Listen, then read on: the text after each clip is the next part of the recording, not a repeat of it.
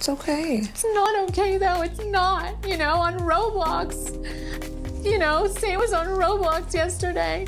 And a thing popped up and he started laughing. I was like, Mommy, look, and it was a picture of my cry face. Anyone can handle things that have come my way. It's definitely me. And I've said that to like family members after like some shit's gone down. I was like, if this happened to you, you'd be f***ed up for the rest of your life. Kim Kardashian just found out how much people don't like her in the worst possible way. She got up on stage expecting people to cheer for her, but instead they just started booing and did not stop. And after that, she started getting a turn of hate for her dress at the Met Gala. And to make everything way worse, word on the street is that she is extremely angry at Taylor Swift for calling her out. Loves, I am telling you, it is not a great time to be Kim K right now. So let's get into it and I will tell you why. So Netflix just held their highly anticipated live roast of Tom Brady. Millions of people tuned in to watch Tom Brady get absolutely destroyed. However, what people didn't expect is the whole thing turning into a roast of Kim Kardashian. Y'all, it was brutal, and you can tell from Kim's face that she wasn't enjoying it. Now, the show started off as expected. Different comedians and guests would get on stage and take turns making fun of Tom Brady. Now, I know what you're thinking, Kim Kardashian isn't a comedian, so how did she end up at the roast? The answer to that is pretty simple. The audience was full of famous people, various athletes, friends, and associates of Tom. And if you remember not so long ago, Tom and Kim were rumored to have a thing going on. Now, because of that, Kim was also given an opportunity to get on stage and roast Tom. Little did she know that she was the one who was going to get roasted. Loves, after Kevin Hart introduced Kim, she got up on stage and there were a few cheers for a couple of seconds, and then things went completely south. You guys, the crowd almost out of nowhere just started booing Kim and they didn't stop. The boos just got louder and louder, and Kevin tried to step in to get the crowd to calm down, but they didn't. When I tell you this moment will go down in history, I am not lying. Well,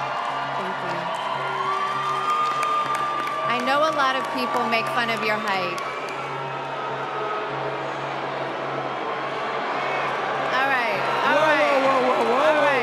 Anyways, eventually the crowd calmed down and Kim managed to power through her roast, but you could tell that she was a bit shaken by all the boos. Kim delivered a pretty solid roast, but the boos didn't stop there. Throughout the night, whenever the camera turned to Kim, people started booing, and even the comedians weren't letting her have a moment of peace. Tony Hinchcliffe, however, was brutal towards Kim. Some might even say that he crossed a line. Reminds me, Kim Kardashian's here.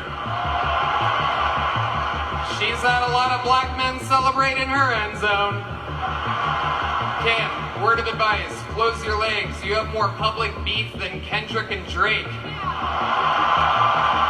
you guys. Thank you, Tom. Thank you, Jeff. Thank you, Netflix.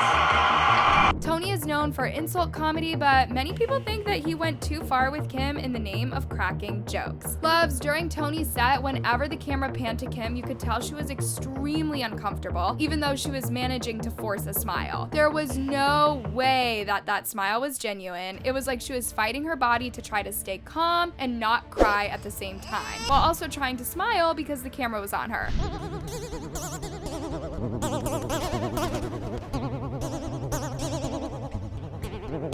Y'all, Kim K had such a rough night that after the roast, Netflix had to edit out most of the boos she received in the version posted to their site. I genuinely think after that humiliating moment, Kim K learned just how unpopular she has become as of late. Sorry to say, but I really don't think Kim was affected by the booing as much as people are trying to make it seem. She gets hate every single day. There's stuff written about her. She's gotten negativity at other events.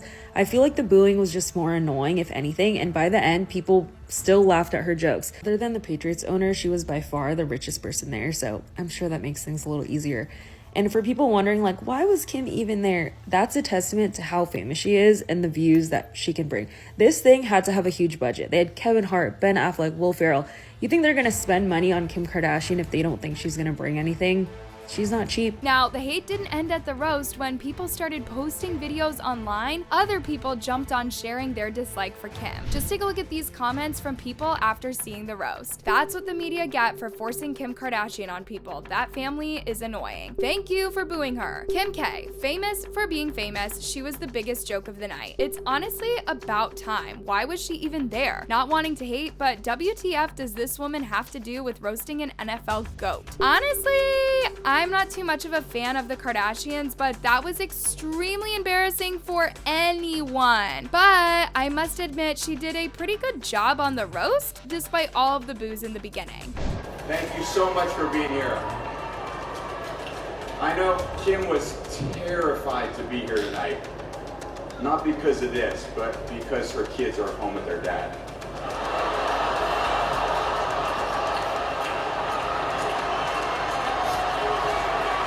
Now, the downfall of the Kardashians is something people have been talking about for a long time now. It seems like every other day a Kardashian is getting into some sort of scandal, and I think the boos that Kim received were just a clear result of that. However, Kim's rough week wasn't over just yet. A few days after the roast, this year's Met Gala was also happening. As per usual, it was a star-studded event, and Kim K wouldn't miss it for the world. Now, Kim is used to making headlines whenever she hits the red carpet, but this time it was different. Coming from a night of complete humiliation, Kim expected the Met Gala to be a better and more pleasant experience. Well, it was initially. That was until people saw her dress. Kim rocked up to the red carpet wearing a short gray sweater by John Galliano that covered the top of her Maison Margiela corset dress. Y'all, the most shocking thing about this whole look was just how tiny Kim's waist was in that dress. And I don't mean tiny in a good way, I mean in a deeply concerning way. Loves, Kim's waist was needle thin. I genuinely don't understand how she was able to fit in that dress, let alone walk or breathe. That dress waist was so thin that at one point Kim needed help from people just so she could walk up the stairs.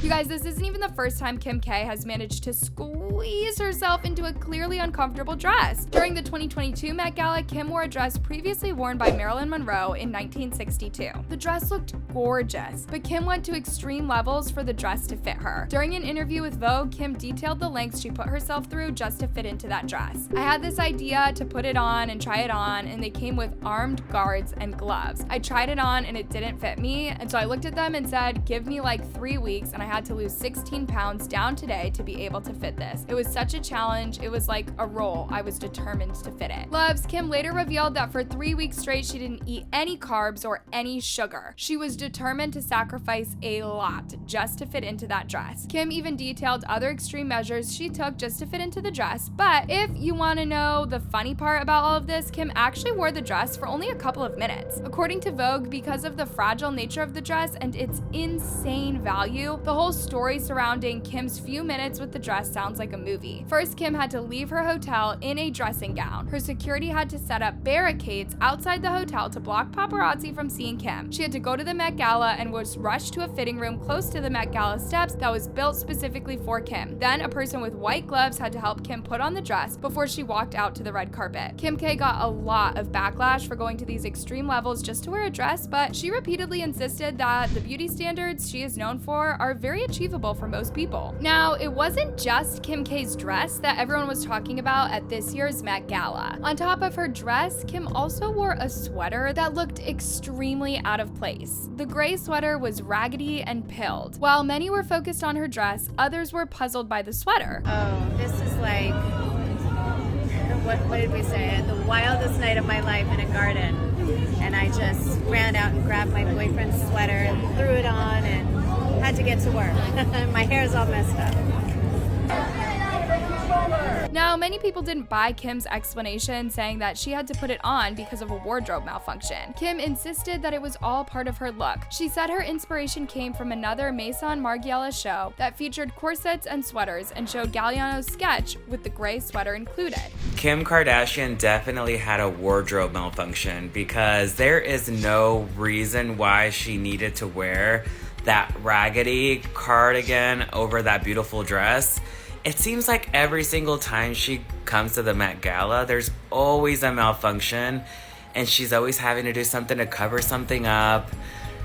What do you guys think? Now, outside alleged wardrobe malfunctions and getting absolutely humiliated, Kim Kardashian also got dissed by Taylor Swift. Now, reports are coming out that Kim isn't happy with Taylor at all. According to a source who spoke to Us Weekly, Kim is furious that Taylor still has beef with her after all this time. Allegedly, Kim thought that their feud was in the past and completely forgotten. While she is extremely angry, Kim allegedly doesn't want to add fuel to the Taylor fire, so she is willing to let this slide. So for those who don't know, Taylor Swift recently released her new album, The Tortured Poets Department, and just like all of Taylor's previous albums, it had people talking immediately. Luvs I song immediately stood out from the whole album because she was calling out Kim K. The line of the song that caught everyone's attention was, "When I picture my hometown, there's a bronze spray tan statue of you, and a plaque underneath it that threatens to push me down the stairs at our school." Y'all, the bronze spray tan statue is about Kim Kardashian's fake tan, and when she says my hometown, she isn't talking about the actual place she grew up in, but the mental and emotional place she was in during her encounters with Amy, aka Kim. And then Taylor Swift just goes on in the next couple of lines explaining to her fans how bad her experience with Kim has been over the years, likening Kim to a school bully who wants to push her down the stairs. And Loves, if you think about it, you will see how deep Taylor went in this song, because by comparing Kim to just a school bully, she is saying just like a school bully, Kim isn't that relevant in the real world. However, the part of the song where you can feel the dislike Taylor has for Kim Kardashian is in the chorus of the song where she says, "All that time you were throwing punches, I was building something, and I can't forgive the way you made me feel, screamed F you Amy to the night sky as the blood was gushing." Now, if you look closely at the version of the lyrics Taylor uploaded, you can see that the K in F you Amy is capitalized, which is Taylor's way of stressing how she feels about Kim Kardashian because of all the things she put her through. Taylor's management team even tweeted out the lyric during her Reputation era of the Eras tour. Now, up to this point, it was just speculation that Amy in the song was Kim, but in the final verse, Taylor acknowledges that Amy is a real person by saying, "And maybe you've reframed it, and in your mind, you never beat my spirit black and blue. I don't think you've changed much. And so I changed your name and any real defining clues, and one day your kid comes home singing a song that only us two is gonna know is about you." Cause, y'all, Taylor just basically came out right and confirmed that she did change the person's name to Amy, but she left clues so that the real person can know who they are. And I guess it's safe to assume that the capitalized K, I, and M, i.e. Kim, are the clues. The thing that also made a lot of people believe that Amy was Kim Kardashian is the line about Amy's kid singing a song that only Taylor and Kim knew about. You guys remember that viral video of Kim and North singing and dancing to Shake It Off, which is a song about Taylor shaking off all the things of her haters, aka Kim and Kanye, were saying about her. Kim Kardashian and Northwest were dancing to a Taylor Swift song, specifically Shake It Off, in their latest TikTok. I feel like I've been waiting for this to happen. I always wondered what the conversation there was, like if Kim's kids wanted to listen to Taylor Swift, like was that allowed? But we already know that Kim will literally do anything North asks her to do, so it's actually really cute. Anyways, what do y'all think about Kim seemingly now getting nothing but hate wherever she turns? From the public to Taylor Swift to even other celebs. Are people saying that this is the downfall of Kim and the rest of the Kardashians actually speaking the truth, or are they just hating? Let me know in the comments down below, and don't forget to check out my previous videos to ensure you guys are up to date with all the latest tea.